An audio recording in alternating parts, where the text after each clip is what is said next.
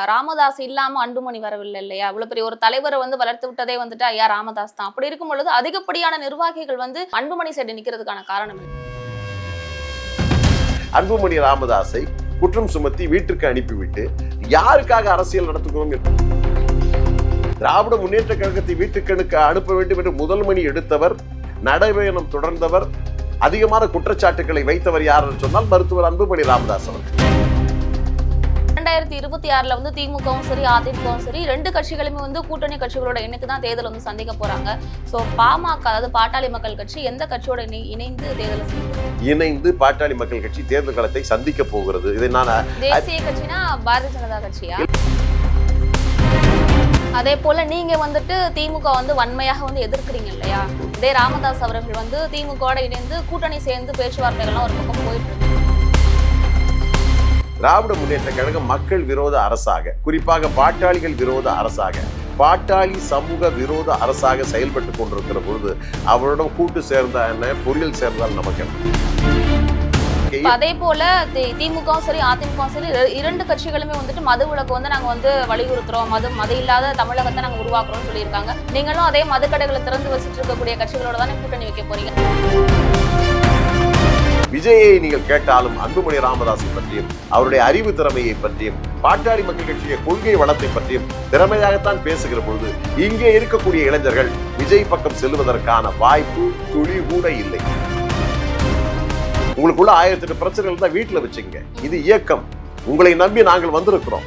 லட்சக்கணக்கானவர்கள், கோடிக்கணக்கானவர்கள் இந்த இயக்கம் வந்திருக்க, சமூகம் இருக்கிறது. இதோ இணைந்து செயல்பட வேண்டும். அதெல்லாம் இந்த பிரச்சனைகள் இனிமேல் பேசவே பேசாதீங்க. அன்புமணி ராமதாஸ் பாட்டாளி மக்கள் கட்சியுடைய தலைவர், அவர் தான் அனைத்தையும் வரையறுக்க போகிறார், அவர் தான் செயல்பட போகிறார். அவருடைய கூட்டணி தான் வெற்றி பெறும்.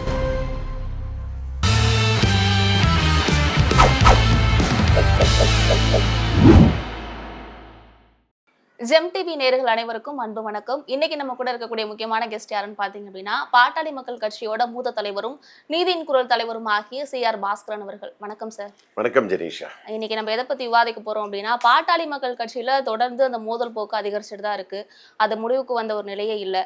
அது மட்டும் இல்லாம கட்சியோட தேர்தல் பணிகள், கூட்டணி சார்ந்த பேச்சுவார்த்தைகளை பேச போறோம். முதல்ல என்னோட கேள்வி என்ன அப்படின்னா, அன்புமணிக்கும் ராமதாஸுக்கும் இடையே இருக்கக்கூடிய இந்த ஒரு மோதல் முன்னாடியே சொன்ன மாதிரி நாளுக்கு நாள் தொடர்ந்துகிட்டு தான் இருக்கு, அதுக்கு முடிவு கிடையாது. ஸோ இப்படி பார்க்கும் பொழுது கட்சி யாருக்கு, அதே போல சின்னம் யாருடைய பெயர்ல இருக்கு அப்படின்ட்டு நிறைய சட்ட போராட்டங்களும் ஒரு பக்கத்து போயிட்டு இருக்கு.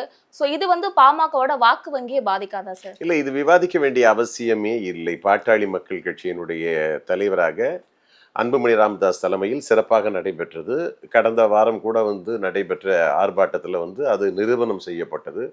ஒட்டுமொத்தமான பாட்டாளி மக்கள் கட்சி நிர்வாகிகள், வாக்களிக்கக்கூடிய மக்கள், ஆதரவு தரக்கூடிய அனைத்து தரப்பு மக்கள் அனைவருமே பாட்டாளி மக்கள் கட்சியிலே அன்புமணி ராமதாஸ் தலைமையை ஏற்றுக்கொண்டிருக்கிறார்கள். இதில் முரண்பாடு, அவர் பேசவில்லை, இவர் பேசவில்லை, இது ஒன்றுபடுத்த வேண்டிய அவசியம் இல்லை. அவைகளெல்லாம் இன்றைக்கு இக்னோர் செய்யப்பட்டு விட்டன என்றுதான் சொல்ல வேண்டும். அதாவது ஒட்டுமொத்தமாக அன்புமணி ராமதாஸ் பாட்டாளி மக்கள் கட்சி என்கிற தேரை வடம்பிடித்து இழுத்து செல்லக்கூடிய ஆற்றல் மிக்க இளைஞராக அவர் கொண்டு செல்வார் என்கிற நம்பிக்கையிலே தான் இன்றைக்கு எல்லோரும் இருந்து கொண்டிருக்கிறார். அதன் அடிப்படையிலே தான் இன்றைக்கு பாட்டாளி மக்கள் கட்சியினுடைய 2026 சட்டப்பேரவை தேர்தலுக்கான விருப்ப மனு கேட்கப்பட்டு ஆயிரக்கணக்கான விருப்ப மனுக்கள் இன்றைக்கு பனையூர் அலுவலகத்திலே சேர்ந்திருக்கின்றன. இதிலிருந்து நீங்கள் புரிந்து கொள்ளலாம் ஜெனீஷா, கட்சி யாரிடம் இருக்கிறது, யார் நடத்த போகிறார்கள், எதிர்காலத்திலே இதற்கு ஒரு அதிகாரத்தை கொண்டு வைக்கக்கூடியவர் யார் என்று சொன்னால் அதற்கு அன்புமணி ராமதாஸ் என்பது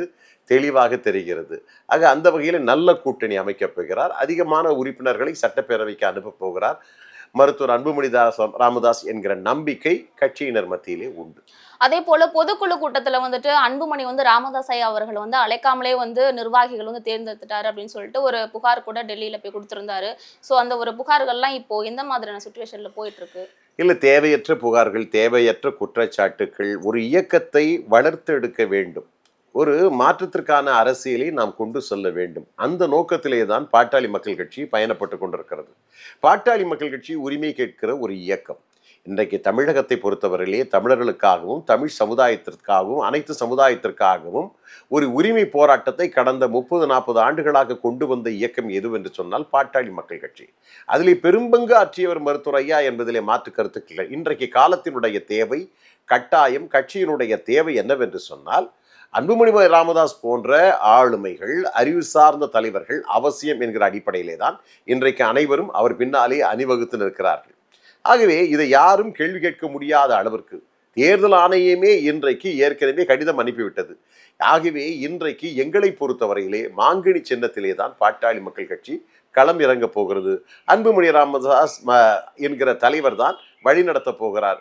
தமிழகம் முழுக்க சென்று சூறாவளி சுற்றுப்பயணம் செய்து இந்த இயக்கத்தை கரை சேர்ப்பதோடு மட்டுமல்லாமல் திராவிட முன்னேற்ற கழகத்துக்கு எதிரான ஒரு சிறந்த அரசியல் கூட்டணியை கட்டமைத்து அதன் மூலமாக திராவிட முன்னேற்ற கழக அரசு ஒரு பயனில்லாத அரசு, கொடுத்த வாக்குறுதியை நிறைவேற்றாத ஒரு அரசு, இந்த அரசு கொடுத்த எந்த தீர்மானங்களையும் நிறைவேற்றவில்லை, கொடுத்த வாக்குறுதிகளை நிறைவேற்றவில்லை, 500க்கும் மேற்பட்ட வாக்குறுதிகளை கொடுத்து அவை இதுவரையிலே நிறைவேற்றவில்லை என்று சொன்னால் இந்த அரசியல் கட்சி யார் ஏற்றுக்கொள்வார்கள் என்ற அடிப்படையிலே தான் 100 நாள் பயணம் ஆக சென்று மக்களை சந்தித்திருக்கிறார். அவருக்கு பின்னாலே சௌமியா அன்புமணி ராமதாஸ் அவர்கள் பயணப்பட்டு கொண்டிருக்கிறார். ஆகவே இந்த அரசை வீட்டுக்கு அனுப்ப மக்கள் தயாராக இருக்கிறார்கள் என்று சொன்னால் அதற்கு உந்து சக்தியாக மருத்துவர் அன்புமணி ராமதாஸ் அவர்கள் இன்றைக்கு தலைமையேற்று நடத்தியதன் காரணமாக தான் அது எதிர்கட்சிகள் ஒரு நம்பிக்கை வந்திருக்கிறது. அதே போல சார், இப்போ ராமதாஸ் அவர்கள் என்ன சொல்றாரு அப்படின்னா, அன்புமணி பொய்யான ஒரு உறுதிமொழியை கொடுத்து கட்சியை கைப்பற்றிட்டாரு அப்படின்னும், இன்னொரு பக்கத்து நான் கட்சியில இருந்தே நீக்கிட்டேன் அப்படின்னு சொல்லியிருக்கிறாரு. ஸோ இந்த ஸ்டேட்மெண்ட் வச்சு பார்க்கும் பொழுது வரக்கூடிய 2026 அசம்பிளி எலெக்ஷன் 2 பேரும் சேர்ந்து ஒரே சின்னத்துல எப்படி தேர்தலை சந்திப்பாங்களா இல்ல தனித்தனியா சந்திப்பாங்களா அப்படின்றது அதற்கு வாய்ப்பே இல்லையம்மா. ஒட்டுமொத்தமாக 100 விழுக்காடு கட்சி அன்புமணி ராமதாஸ் அவர்களிடம் இருக்கிறது. ஆகவே இன்றைக்கு எதிர்த்து பேசுகிறவர்கள் வேண்டுமானால் பிளவுபடுத்தி பார்க்க வேண்டும் என்கிற தீய சக்திகள் என்ன வேண்டும்னா அவருக்கு 1 சீட்டு 2 சீட்டுகளை கொடுத்து ஏற்பாடுகளை செய்வார்கள். ஆனால் அது பாட்டாளி மக்கள் கட்சியை எந்த வகையிலும் கட்டுப்படுத்தாது. மருத்துவர் அன்புமணி ராமதாஸ் அவர்களை எந்த வகையிலும் கட்டுப்படுத்த முடியாது. பாட்டாளி மக்கள் கட்சி இன்றைக்கு ஒட்டுமொத்தமாக இவர் பக்கம் வந்ததற்கு பிறகு கட்சி, தீர்மானம், பொதுக்குழு, செயற்குழு, ஒட்டுமொத்தமான நிர்வாகிகள் அனைவருமே இவர் பின்னாலே இருக்கிற பொழுது பாட்டாளி மக்கள் கட்சி என்பது இவரோடு தான் பேசுகிறார்கள், இவரோடு தான் கூட்டணி அமைக்க போகிறார்கள், இவர் மூலமாகத்தான் அதிக அளவிலே சட்டப்பேரவை உறுப்பினர்கள் தேர்ந்தெடுக்க போகிறார்கள் என்கிற பொழுது இவரை பாய்ந்து சொல்லப்படுகிற குற்றச்சாட்டுகள் எல்லாமே ஆர்ப்பரிக்கின்ற அலைகளில் எடுத்து காகித கணைகள் விடுவது போல மிக சாதாரணமாகத்தான் போய்விடும்.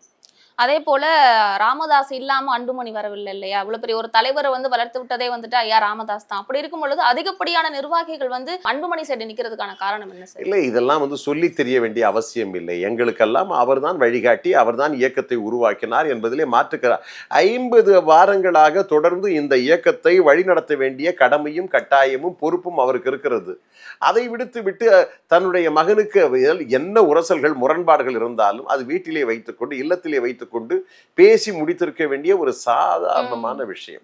அதை ஊதி பெரிதாக்கி அவருடன் இருக்கக்கூடியவர்கள் செய்திருக்கக்கூடிய தவறுகளின் காரணமாக இன்றைக்கு தலைநிமிர்ந்து நடந்து அதிகாரத்தை கைப்பற்ற வேண்டிய மருத்துவர் அன்புமணி ராமதாஸ் மீது அடுக்கடுக்காக குற்றச்சாட்டை எதிர்க்கட்சிகள் சுமத்தினார்கள் என்று சொன்னால் அதுக்கு பதில் சொல்லலாம். ஆனால் இன்றைக்கு மருத்துவர் ஐயா அவர்களே சொல்லுகிற பொழுது வேறு என்ன செய்ய முடியும்? வேறு என்ன செய்ய முடியும் என்று கருதுக. வேறு யாராவது குற்றச்சாட்டுகளை சொன்னால் ஐயா ஐயா என்று நாம் கதறி இருப்போம்.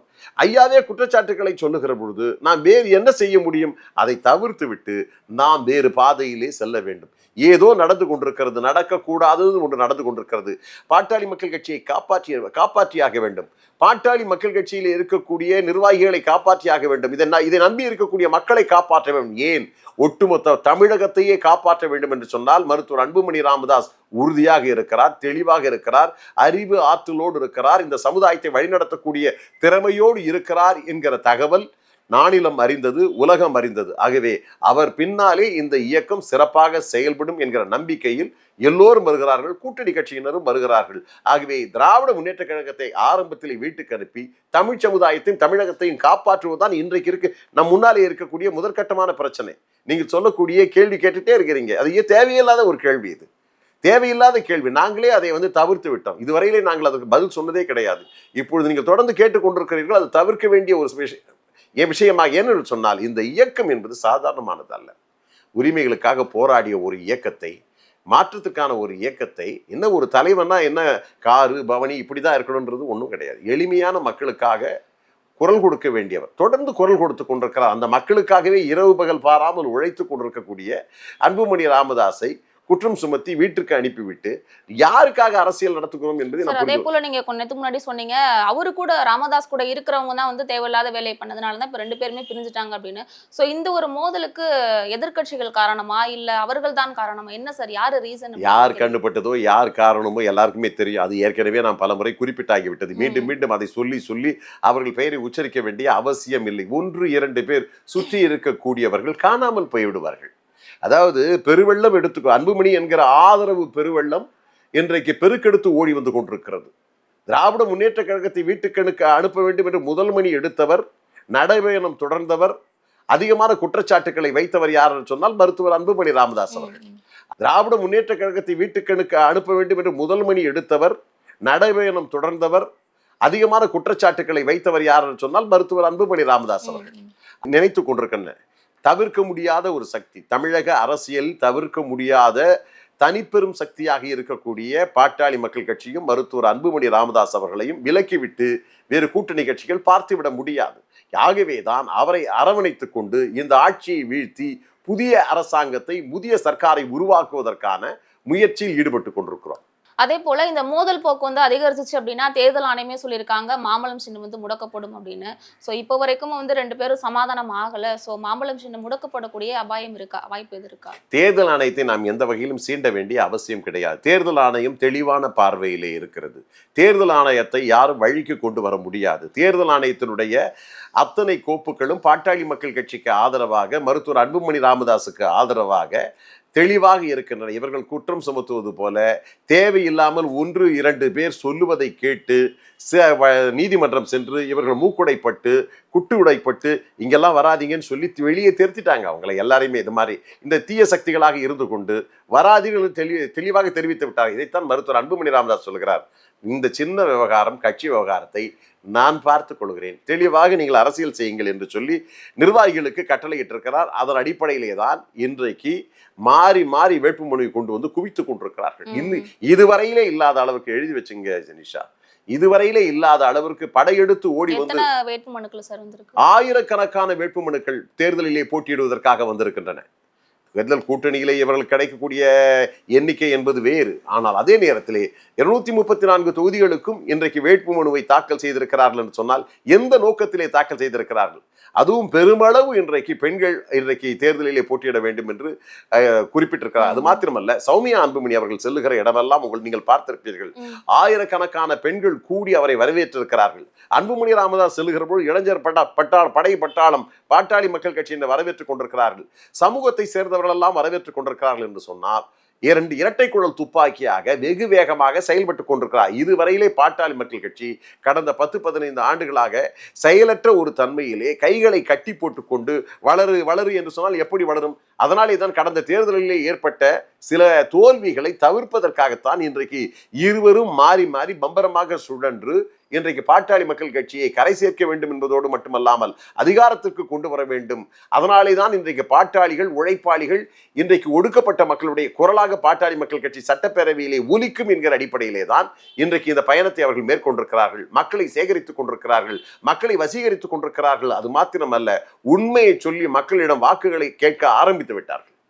அதே போல 2026 வந்து திமுகவும் சரி அதிமுகவும் சரி 2 கட்சிகளுமே வந்து கூட்டணி கட்சிகளோட இணைத்து தான் தேர்தல் வந்து சந்திக்க போறாங்க.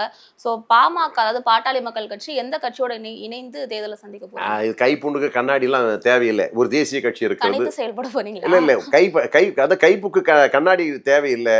ஒரு தேசிய கட்சி இருக்கு, இந்த கூட்டணியில இருக்கு. நான் சூசகமாக சொல்லுகிறேன், நான் சொல்ல வெளிப்படையா சொல்லலாம். இல்ல இது நான் சூசகமாக சொன்னாலே எல்லாருக்கும் புரிஞ்சிடும். தமிழ்நாட்டு ஒரு தேசிய கட்சியோடு பாட்டாளி மக்கள் கட்சி வரும். அதே மாதிரி இன்றைக்கு அதிகாரத்தில் இருந்து பல நன்மைகளை செய்தவர்கள், சமூக நீதிக்கு ஆதரவான கட்சிகளோடு எல்லாம் இணைந்து பாட்டாளி மக்கள் கட்சி தேர்தல் களத்தை சந்திக்க போகிறது. இதை நான் தேசிய கட்சினா பாரதிய ஜனதா கட்சியா? இல்ல, இதை நான் அறிவிக்க கூடாது. ஏனென்று சொன்னால் நான் அறிவிக்கக்கூடிய அதிகாரத்திலும் நான் இல்லை. அந்த அதிகாரம் மருத்துவர் அன்புமணி ராமதாஸிடம் இருக்கிறது. அதிகாரபூர்வமான அறிவிப்பை விரைவில் அவர் அறிவிப்பார். ஒரு சில நாட்கள் பொறுத்துக்குங்க, ஒரு சில நாட்கள் பொறுத்து கொள்ளுங்கள். அதிலே எந்தெந்த கூட்டணி யாருடன் இருக்கிறது, பாட்டாளி மக்கள் கட்சி யாருடன் இணைந்து பணியாற்றி திராவிட முன்னேற்ற கழக அரசை, பயனில்லாத இந்த அரசை வீழ்த்த போகிறது என்பதை நான் பொறுத்து இருந்து பார்ப்போம். அதே போல நீங்க வந்துட்டு திமுக வந்து வன்மையாக வந்து எதிர்க்கிறீங்க இல்லையா? இதே ராமதாஸ் அவர்கள் வந்து திமுகவோட இணைந்து கூட்டணி சேர்ந்து பேச்சுவார்த்தைகள்லாம் ஒரு பக்கம் போயிட்டு இருக்கு. இதை நீங்க எப்படி பாக்குறீங்க? யாருக்கு நஷ்டம் என்று நன்றாகவே தெரியும். அப்படி மருத்துவரையா அவர்கள் சில செயல்பாடுகளை செய்வதற்கான வாய்ப்புகளே இல்லை. ஏன்னு சொன்னால் திராவிட முன்னேற்ற கழகம் மக்கள் விரோத அரசாக, குறிப்பாக பாட்டாளிகள் விரோத அரசாக, பாட்டாளி சமூக விரோத அரசாக செயல்பட்டு கொண்டிருக்கிற பொழுது அவரிடம் கூட்டு சேர்ந்தா என்ன, பொறியியல் சேர்ந்தால் நமக்கு என்ன? அதனாலே ஏற்படக்கூடிய நஷ்டத்தை அவர்கள் தாங்கித்தான் தீர வேண்டும். இப்ப அவங்க கூட கூட்டு சேர்ந்தாங்க அப்படின்னா கட்சி வந்து இவர் தனித்து வேற ஒரு கட்சியில போட்டியிட்டாரு அப்படின்னா வேற தேர்தலோ இல்ல மத்தபடியான விஷயங்களோ இவர் தனி அவர் தனி தானே சார் வரும்? இல்ல அது மாதிரியான வார்த்தைகளே கிடையாது. பாட்டாளி மக்கள் கட்சி என்றால் இப்பொழுது முழுமையாக 100க்கு 100 விழுக்காடு மருத்துவர் அன்புமணி ராமதாஸ் அவர்களை சார்ந்தது என்று அதிகாரப்பூர்வமாக அறிவிக்கப்பட்டதற்கு பிறகு இதில் யாரும் சொந்தம் கொண்டாட முடியாத ஒரு நிலைமை இருக்கிறது. நிலமே உன்னுடையதாக இருந்தாலும் இது கைமாறி விட்டது. பட்டா இங்கதான் வந்திருக்குது, பட்டா இங்கதான் இருக்கு, நிலைமை உங்கள்தான் இருந்தாலும் கூட கைமாறி விட்டது ஒட்டு. ஏனென்றால் இவன்தான் சிறந்த உழைப்பாளி, இவன்தான் உழக்கூடியவன், அந்த நிலத்திலே உழக்கூடியவன், விதை விதைக்கக்கூடியவன், அந்த விதையின் மூலமாக அனைவருக்கும் சோறு சமைத்து அனைவருக்கும் பரிமாறக்கூடியவன் யார் என்று சொன்னால் அந்த அருமையான உழவன் அன்புமணி ராமதாஸ் என்பதை மக்கள் அறிந்து கொண்டிருக்கிறார்கள். ஆகவே இந்த நிலத்திற்கு இனி யாரும் சொந்தம், பாட்டாளி மக்கள் கட்சி என்கிற நிலத்திற்கு யாரும் சொந்தம் கொண்டாடிவிட முடியாது. அதே போல இப்ப தேசிய கட்சி கூட கூட்டணி அப்படின்னு சொல்லியிருக்கீங்க. சோ எத்தனை வேட்பாளர்கள் வந்து தேர்ந்தெடுக்க போறீங்க? எத்தனை தொகுதிகள் கொடுத்திருக்காங்க சார்? இல்ல அதுதான் நான் ஆரம்பத்திலே சொன்னேன். இதுவரையிலே இல்லாத அளவிற்கு அதிகமான சட்டப்பேரவையிலே பாட்டாளி மக்கள் இடத்தை பெற்று அதன் அடிப்படையிலே கூட்டணி கட்சிகளையும் மனதிலே உள்வாங்கி கொண்டு அவர்களுக்கு என்ன இடம், இவர்களுக்கு என்ன இடம் என்கிற ஒரு நிலைமையெல்லாம் உணர்ந்து, ஏன்னா நீண்ட காலமாக அரசியலிலே ஒரு பழுத்த பழமாக இந்த மாதிரியான நிகழ்வுகள், பகிர்வுகள், இவைகளை பற்றி, இடப்பகிர்வுகள், இவைகளை பற்றி எல்லாம் அன்புமணி ராமதாஸ் அவர்களுக்கு நன்றாகவே தெரியும். ஆகவே அதை அவர் பார்த்து கொள்வார். அந்த கவலை எங்களுக்கு கிடையவே கிடையாது. அதன் மூலமாக எங்களுக்கு எப்படியும் சிறந்த சட்டப்பேரவை உறுப்பினர்கள் தேர்தல் களத்தில் நிற்பார்கள். அதாவது காமா சோமா வேட்பாளர்கள் நிறுத்தப்பட போவதில்லை. அவர் மூலமாக அன்புமணி ராமதாஸ் அவர்களுக்கு மணிமணியான வேட்பாளர்களை இந்த முறை சட்டப்பேரவையில் அழைப்பார். அத்தனை பேர் வெற்றி பெறுவார்கள். ஏன்னு சொன்னால் அதற்கான எல்லா வேலை திட்டங்களையும் அன்புமணி ராமதாஸ் அவர்களும் சௌமியா அன்புமணி அவர்களும் சிறப்பாக செயல்படுத்தி கொண்டிருக்கிறார்கள். அந்த வகையில் பாட்டாளி மக்கள் கட்சி இதுவரையில் இல்லாத பெரும் வெற்றியை பெரும் என்கிற நம்பிக்கை எனக்கு உண்டு. பெரிய வெற்றியை அடையும் அப்படின்னு சொல்ல வரீங்க? பெரும் வெற்றியை அடையும் என்கிற நம்பிக்கை எனக்கு உண்டு. அதே போல இப்ப 2026 தேர்தலில் வந்து நீங்க அமைக்கக்கூடிய அந்த ஒரு கூட்டணி கட்சி வந்து தமிழகத்துல வெற்றி அடைஞ்சிச்சு அப்படின்னா நீங்க வைக்கக்கூடிய முதல் நிபந்தனை என்னவா இருக்கும்? இல்ல நீங்கன்னு சொல்லாதீங்க, நாம் அமைக்கக்கூடிய கூட்டணியாகத்தான் கருத முடியும். ஆகவே அனைவரும் இணைந்து உருவாக்கக்கூடிய வலிமையான ஒரு எதிர்கட்சி, வலிமையான ஒரு கூட்டணி, அது வெற்றி கூட்டணியாக அமைக்கும். அதெல்லாம் அது ஏற்கனவே பிறந்தாலும் ஒவ்வொரு அரசியல் கட்சிகளும் ஒவ்வொரு தேர்தல் அறிக்கைகளை, எலெக்ஷன் மேனிஃபெஸ்டோ என்று சொல்லக்கூடிய தேர்தல் அறிக்கைகளை அதிமுக வெளியிடும், மற்ற அரசியல் கட்சிகள் எல்லா எதிர்கட்சிகளும் வெளியிடும். அதே போல பாட்டாளி மக்கள் கட்சி வெளியிடும். அது ஏற்கனவே உங்களுக்கு நல்லாவே தெரியும். பாட்டாளி மக்கள் கட்சி நிழல் நிதிநிலை அறிக்கைகளை வெளியிட்டிருக்கிறது. அதேபோல் விவசாய நிழல் நிதி அறிக்கைகளை வெளியிட்டிருக்கிறது. ஆகவே இன்றைக்கு உருப்படியான மக்கள் மேம்பாட்டுக்கான செயல் திட்டங்களை வடிவமைப்பதில் பாட்டாளி மக்கள் கட்சி அனைத்து கட்சிகளையும் விட ஒருபடி முன்னணிகள் தான் இருக்கும். ஆகவே பாட்டாளி மக்கள் கட்சியை நம்புவார்கள். அது மக்களுக்காக, சமூகத்திற்காக உழைக்கிறது என்பதை நம்புகிற அனைத்து தரப்பு மக்களும் பாட்டாளி மக்கள் கட்சிக்கு வாக்களிப்பார்கள் என்றுதான் நான் நம்புகிறேன். இப்போ தமிழகத்துல புதிதாக வந்து விஜய் அவர்கள் வந்து கட்சி ஆரம்பிச்சிருக்காரு, தமிழக வெற்றி கழகம். சோ வந்து பாமகவுக்கு வந்துட்டு வட மாவட்டங்கள்ல வந்து அதிகமான ஒரு செல்வாக்கு இருக்கு, வாக்கு வங்கி இருக்கு. சோ வந்து இப்போ அந்த ஒரு யங்ஸ்டர்ஸோட வாக்குகள் எல்லாமே வந்துட்டு தமிழக வெற்றி கழகத்துக்கு ஷேர் ஆகுமா? இல்ல அது 100க்கு 100 கிடையவே கிடையாது. அதாவது நீங்க சொன்ன மாதிரி வட மாவட்டங்களில் தான் பாட்டாளி மக்கள் கட்சி செல்வாக்கு என்பதை போன்ற ஒரு உருவகம் செய்யப்படுகிறது. பொதுவாக பாட்டாளி மக்கள் கட்சி தமிழகம் சார்ந்த அரசியல் கட்சி. அதே போல பாட்டாளி மக்கள் கட்சி பல முறை தனித்தே தேர்தல் களம் கண்டிருக்கிறது. 234 தொகுதிகளும் தனித்தே போட்டியிட்டிருக்கு. அதே போல் நாடாளுமன்ற தேர்தலிலே பல முறை தனித்தே போட்டியிட்ட கட்சி பாட்டாளி மக்கள் கட்சி. அதே போல தனித்து போட்டியிட்டாலும் கூட மற்ற அரசியல் கட்சிகளைப் போல இல்லாமல் தனித்து போட்டியிட்டும் 4 சட்டப்பேரவை உறுப்பினர்களை பெற்ற ஒரு அரசியல் கட்சி எது என்று சொன்னால் பாட்டாளி மக்கள் கட்சி. அதே போல கூட்டணி அமைத்து அதிகமான இடங்களை பெற்ற கட்சி எது என்று சொன்னால் பாட்டாளி மக்கள் கட்சி. தீர்மானிக்கிற சக்தியாகவும் இருந்தது. ஒரு காலகட்டத்தில் மைனாரிட்டி அரசு என்ற திராவிட முன்னேற்ற கழகத்தை ஜெயலலிதா அவர்கள் வர்ணித்த பொழுது அந்த நேரத்திலே திராவிட முன்னேற்ற கழகத்துடன் சந்தித்த காங்கிரசும் பாட்டாளி மக்கள் கட்சியும் ஏறக்குறை முறை இணையான சட்டப்பேரவை உறுப்பினர்களை சட்டப்பேரவையிலே வைத்திருந்தார்கள். ஆக அந்த வகையிலே அதை விட கூடுதலாக சிறப்பாக இந்த முறை பயணப்பட்டு வெற்றியை பெறுவார்கள் என்று தான் ஆரம்பத்திலே இருந்து நான் குறிப்பிட்டு வருகிறேன். ஆக விஜயினுடைய வருகையாலோ விஜயாலோ எந்த வகையிலும் பாட்டாளி மக்கள் கட்சிக்கு பாதிப்பு ஏற்படாது. ஏன்னு சொன்னால் பாட்டாளி மக்கள் கட்சியினர் கொள்கை ரீதியாக வளர்ந்த இளைஞர் சமுதாயத்தை சேர்ந்தவர்கள், சமூகமும் அப்படித்தான். ஆகவே அது திரைமுகத்தை கண்டோ மற்ற விவகாரத்தை கண்டோ உங்களுக்கு தெரியாது. சொல்ல போனால் ஒரு காலத்திலே பாட்டாளி மக்கள் கட்சியை பற்றி எடுத்து அன்புமணி ராமதாஸ் அவர்கள் தலைமை வந்ததற்கு பிறகு ரஜினிகாந்த் அவர்களே அன்புமணி ராமதாஸ் தலைமையை போற்றி புகழ்ந்த காணொலி காட்சி இப்ப பரவலா போயிட்டு இருக்க, நீங்க பார்த்திருக்கலாமே. கமல்ஹாசனை கேட்டு பாருங்கள், அன்புமணி ராமதாஸை பற்றி உயர்வாகத்தான் சொல்வார். ரஜினிகாந்தை கேட்டு பாருங்கள், உயர்வாகத்தான் சொல்வார். இல்ல விஜயகாந்தும் ஒரு காலகட்டத்திலே 2014 அன்புமணி ராமதாஸுக்கு ஆதரவாக பிரச்சாரம் செய்திருக்கிறார். பிரேமலதாவை கேட்டு பாருங்கள். ஆக திரையிலே இருந்து பயணப்பட்டு அரசியல் கட்சி நடத்தியவர்களே அன்புமணி ராமதாஸை பற்றி போற்றி புகழ்ந்திருக்கிறார்கள். ஏன் விஜயை நீங்கள் கேட்டாலும் அன்புமணி ராமதாஸை பற்றியும் அவருடைய அறிவு திறமையை பற்றியும் பாட்டாளி மக்கள் கட்சிய கொள்கை வளத்தை பற்றியும் திறமையாகத்தான் பேசுகிற பொழுது இங்கே இருக்கக்கூடிய இளைஞர்கள் விஜய் பக்கம் செல்வதற்கான வாய்ப்பு துளி கூட இல்லை. அவர் நிறுவனம் செய்யட்டும், இந்த தேர்தலிலே நின்று அவருடைய வலிமையை நிறுவனம் செய்யட்டும். எதிர்காலத்திலே வேணுமானால் இணைந்து செயல்படலாமே தவிர இந்த தேர்தலை பொறுத்தவரையில் வலிமையான அரசியல் கூட்டணியை கட்டமைத்து அதன் மூலமாக திராவிட முன்னேற்ற கழக அரசு கீழிறக்கப்பட்டு வலிமையான கூட்டணியான பாமக உள்ளிட்ட அந்த அரசியல் கட்சிகள் அரங்கேறும் என்பதுதான் உண்மை. இப்ப நீங்க சொன்னது போல அன்புமணிக்கும் ராமதாஸுக்கும் வெளியில வந்து நெகட்டிவ் இமேஜ் கிடையாது. அவங்க ரெண்டு பேரும் வந்து இப்படி சண்டை போட்டுட்டு இருக்கிறது சமாதானம் ஆகலாம் அப்படின்னு தான் வெளியில வந்து பேசிட்டு இருக்காங்களே தவிர்த்து ரெண்டு பேரையும் வந்துட்டு டாக் பண்ணி அந்த மாதிரியான பேச சமாதானமானால் வரவேற்கலாமா? இனிமேல் அதற்கான என்ன கேட்க வரேன் அப்படின்னா, அந்த கட்சியில இருக்கக்கூடிய தொண்டர்களை நினைப்பாங்கல்ல, இந்த கட்சி வந்து பிளவுபட்டு இருக்கு, ரெண்டு பேரும் வந்து ஒருங்கிணைற மாதிரி தெரியல, அதனால இல்ல அது பிரச்சனை அல்ல. கட்சியினுடைய வளர்ச்சி, கட்சி கீழே விழாமல் பாதுகாப்பதுதான் நம்முடைய இப்போ தலையாய கடமை. உங்களுக்குள்ள 1008 பிரச்சனைகள் தான் வீட்டுல வச்சுங்க. இது இயக்கம், உங்களை நம்பி நாங்கள் வந்திருக்கிறோம். லட்சக்கணக்கானவர்கள் கோடிக்கணக்கானவர்கள் இந்த இயக்கம் வந்திருக்க, சமூகம் இருக்கிறது. அப்படி இருக்கிற பொழுது நீ இந்த பிரச்சனைகளுக்கு முதலிடமே கிடையாது. இவைகளை எல்லாம் புறந்தள்ளிவிட்டு அரசியல் போர்க்களத்திலே இறங்கி இந்த சமூக மக்களுக்காக உழைப்பது என்பதுதான் தலையாய கடமையாக நமக்கு இருந்து கொண்டிருக்கிறது. ஆகவே இந்த உரசல்கள் முரண்பாடுகள் எல்லாம் எப்போ வேணாலும் சரியாகலாம்.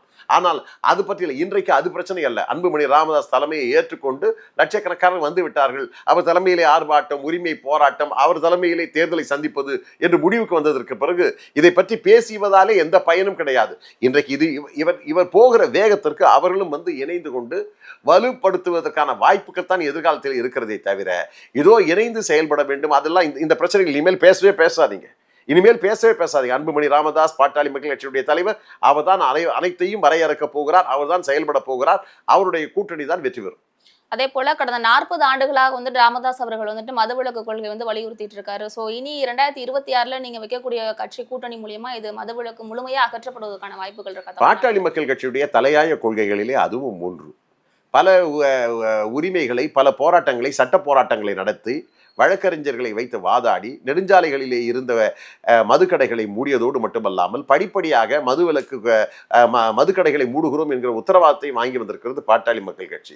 பாட்டாளி மக்கள் கட்சியின் உயிர்நாடியான கொள்கை, அதை அன்புமணி ராமதாஸ் அவர்களும், ஏன் சொல்ல போனால் எல்லா இடங்களிலும் சௌமியா அன்புமணி அவர்கள் மதுவிலக்கு, அதாவது முழுமையான மதுவிலக்கு வேண்டும் என்கிற கோரிக்கை. அதே போல திமுகவும் சரி அதிமுகவும் சரி இரண்டு கட்சிகளுமே வந்துட்டு மதுவிலக்கு வந்து நாங்க வந்து வலியுறுத்துறோம், மது இல்லாத தமிழகத்தை நாங்க உருவாக்குறோம்னு சொல்லியிருக்காங்க. ஆனா ரெண்டு பேருமே இப்போ வந்து அதுக்கு சமரசம் பண்ணி மூடுறதுக்கான வாய்ப்புகள் பற்றி தெரியல. அப்படி பார்க்கும் பொழுது நீங்களும் அதே மதுக்கடைகளை திறந்து வச்சுட்டு இருக்கக்கூடிய கட்சிகளோட தானே கூட்டணி வைக்க போறீங்க? இல்ல நாங்கள் அதிலே சமரம் செய்து கொள்ள வேண்டும். எங்களுடைய கொள்கைகளில் நாங்கள் சமரசம் செய்து கொள்வதில்லை. திமுகவாக இருந்தாலும் சரி அதிமுக அவர்களை கடுமையாக வலியுறுத்தி கொண்டிருக்கிறோம்.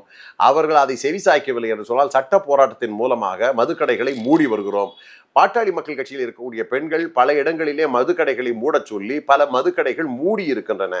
ஆகவே இது தொடர்ந்து நடந்து கொண்டிருக்கக்கூடிய ஒரு விஷயம். இந்த தமிழ்நாட்டிலே மட்டுமல்ல, இந்தியாவிலேயே மதுவிலக்கு விவகாரத்திலே ஒரு பெண்கள் தீவிரமாக இருக்கிறார்கள் என்று சொன்னால் பாட்டாளி மக்கள் கட்சியிலே தான். பாட்டாளி மக்கள் கட்சியிலே கொள்கை தீவிரமாக இருந்து கொண்டிருக்கிறது.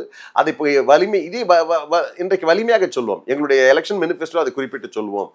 அதே நேரத்தில் கூட்டணி கட்சிகளும் இதை ஏற்றுக்கொள்ள வேண்டும் என்று நாங்கள் வலியுறுத்துவோம். ஆட்சி அதிகாரத்துக்கு வந்த பிறகு மதுக்கடை சாக்கடைகளை மூட வேண்டும் என்கிற கோரிக்கையை முன்வைப்போம் என்பதிலே மாற்று கருத்துக்கள் இல்லை. அதே போல அன்புமணி மீது வந்து அவதூறு கருத்துக்களை வந்து பரப்பிட்டிருக்காரு ஜி.கே. மணி அவர்கள். அவர் மீது வந்து ஏதாவது கைது நடவடிக்கை இந்த மாதிரி சம்திங் நடைபெற வாய்ப்பு இருக்கா சார்? இல்லை, அதுதான் நான் ஏற்கனவே இதெல்லாம் தவிர்க்கப்பட வேண்டிய கேள்விகள். நாங்கள் ஏற்கனவே அவர்களை தவிர்த்து விட்டோம்.